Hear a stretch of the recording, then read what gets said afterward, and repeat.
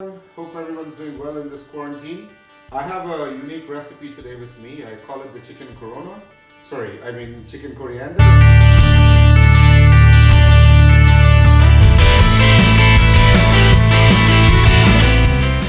So come on in to look at what we have for you today. Obviously, first one whole chicken cut into medium-sized pieces. Okay. To add to that, first this is going to be done in two parts. The first part is we are going to marinate the chicken with some dry spices and lemon juice. I've already put some lemon juice in there. So in light of what's happening, let me start by washing my hands first thoroughly. I'm not saying this is the only way to do it. This is my way of doing it. Okay. First, grab some soap, get the water on, start with the front, go to the back, all the way up to my wrists, okay, between the fingers, neatly on both sides, okay, thoroughly washing the hands, okay, and rinse them off, and normally what I would do is use my elbow to shut the thing off, there you go, and quickly have a very clean cloth to dab onto. Make sure nobody's coughed or sneezed on it, okay? All right, now, what do we have here? Obviously, chicken, to which we're gonna add some dry spices first to marinate. Salt, coriander powder, garam masala powder, royal cumin or shahi zeera, and cracked black pepper.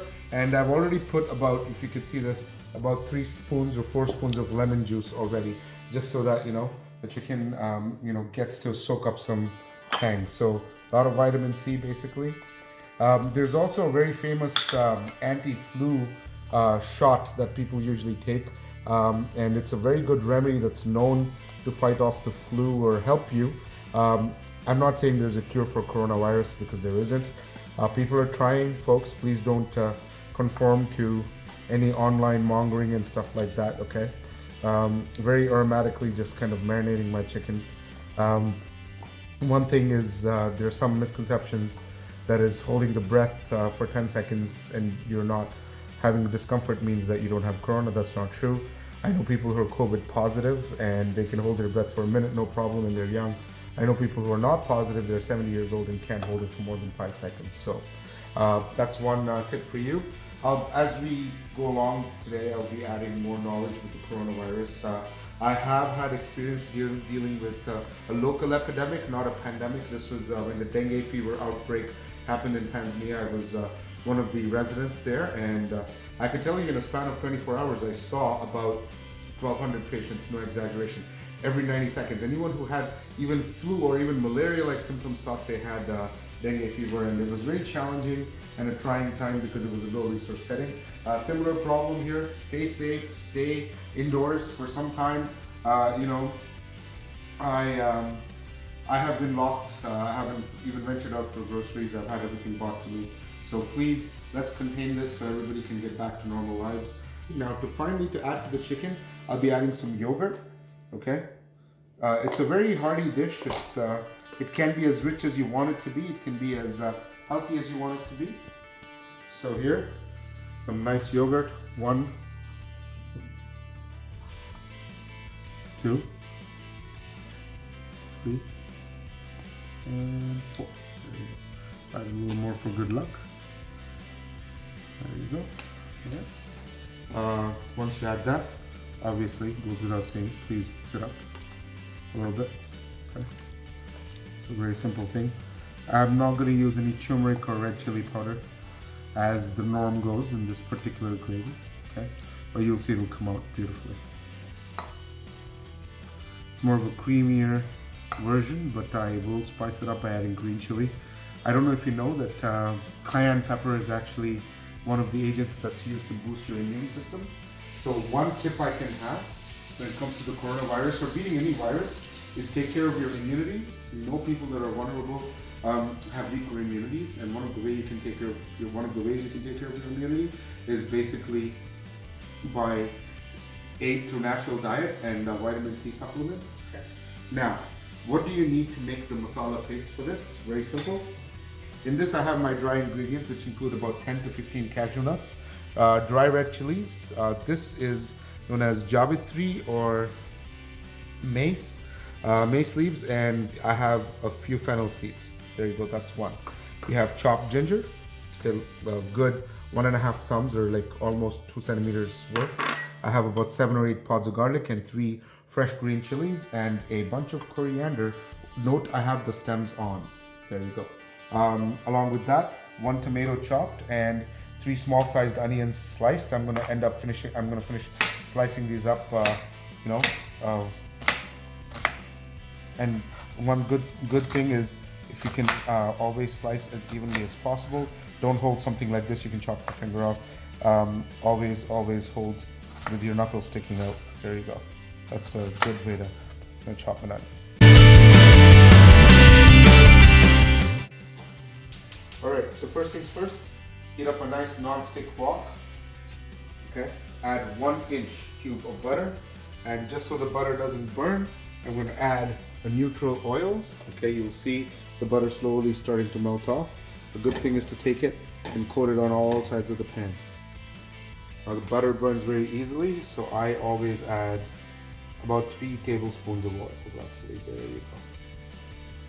That should be more than enough. Okay. And once this heats up a little bit, okay, alright, there you go. Simply, I'm gonna get and add my marinated chicken and let it cook. In the meanwhile, I will be making the masala paste. I'm gonna add all of this. Alright.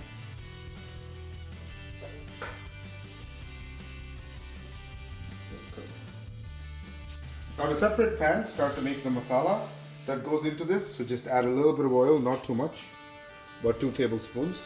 To this, I'm going to let it heat up a little bit, okay, before I add some cumin seeds. So I'm going to add a spoonful of cumin seeds. One reason I add it is not only the flavor, it's also good for you, and it kind of tells me when everything's ready because it will start to splutter. When the oil's heated up, it does start to splutter.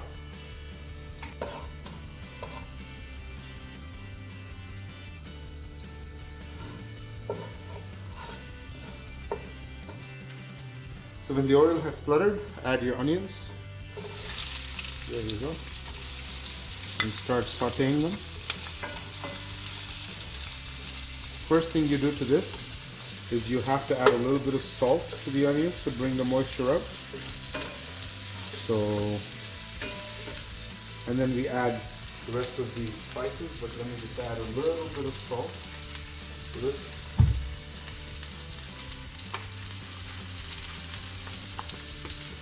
There you go. A little bit.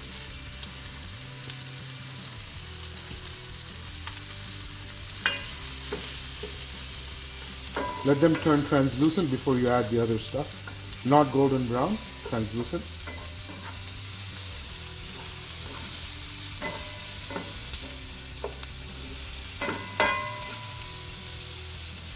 After this is done. To this, I will add my aromatics, which include a few cashew nuts, the fennel seeds, and the elaichi or cardamom pods. So see this? Add that up, toast them up a little bit.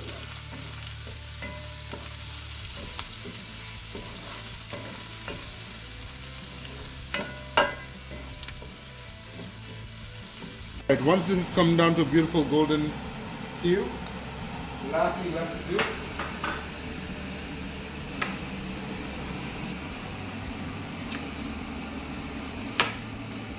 is add your 1 chopped tomato.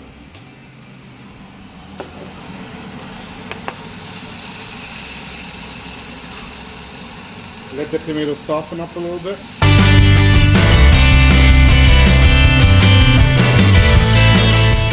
Once the tomatoes, as you can see, have softened up a lot, you see some caramelization. I'm going to switch it off. Add my coriander to it. Okay. And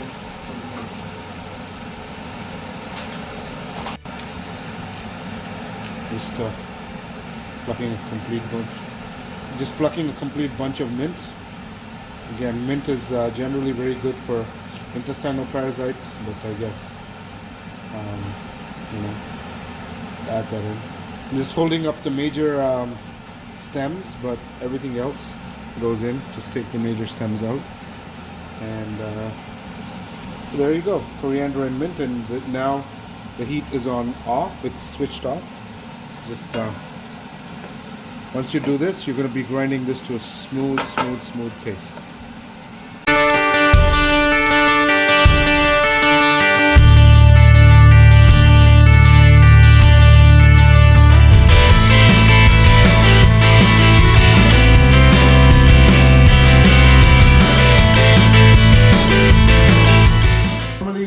For this to get really cool down to room temperature, but I need to get this going soon. So to kind of help with the grinding process, I always add a splash of cream, just a small splash, roughly 2 tablespoons.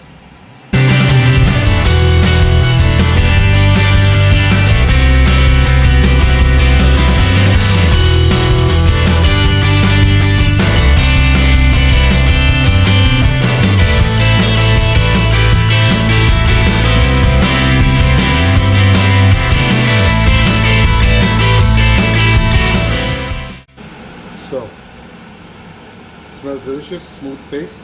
Add the paste now to the chicken that's been slowly simmering up. Okay.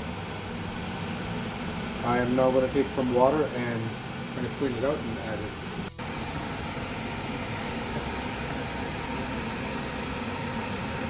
I'm going to add a little more water. And you can see it's creamy, coriandery now. I'm going to turn the heat up and let this simmer in its own juice for a good 15-20 minutes. So cover this with the lid, let the chicken cook, and every 5 to 10 minutes or so, it goes without saying, please stir it so that the bottom doesn't burn. That's why non-stick pan is the best for such kind of stuff. So just keep stirring it and until the oil starts to separate from the mixture. So the chicken is usually done. When you see the oil leave the sides and come out to the sides, that's when you know the chicken's done. I'll give it another minute or two and it'll be ready to plate and eat with hot rice or naan. There you go. So that's it, folks. I hope you enjoyed the creamy coriander recipe. Please like, share, and subscribe.